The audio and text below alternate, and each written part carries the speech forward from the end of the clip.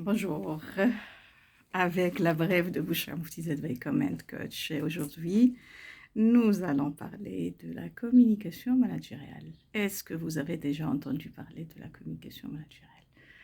Lorsqu'on parle de communication managériale, on a deux mots-clés qui sont la communication et le manager.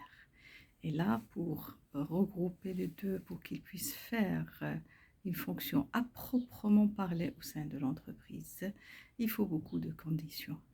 En matière de communication, lorsqu'on parle de communication, il faut transmettre une information d'un émetteur à un récepteur moyennant un canal, et ceci nécessite une écoute qui soit active, objective, empathie. Le manager, dans ce cas, en matière de communication managériale, le manager, il doit savoir communiquer et réussir sa communication managériale. La définition de la communication managériale. Généralement, on retient une définition qui est connue de tous. Et on définit la communication managériale, je vous lis comme étant une communication de proximité qui est portée par le manager pour favoriser l'appropriation par ses équipes de la stratégie de l'organisation et pour contribuer à sa mise en œuvre. Là, qu'est-ce qu'on trouve ici?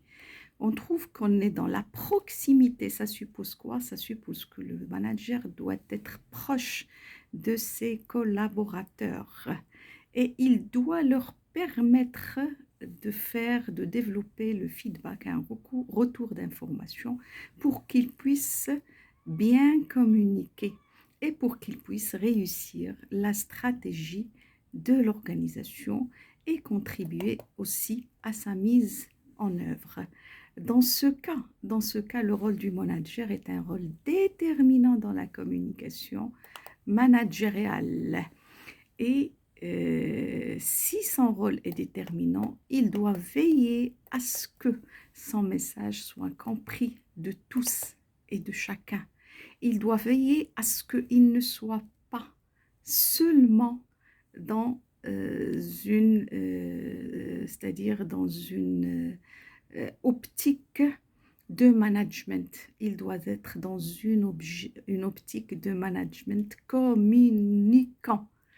Et toute la question qui se pose ici, est-ce que le manager, ou est-ce que plutôt la communication managériale, est-ce qu'elle doit être portée seulement par le manager?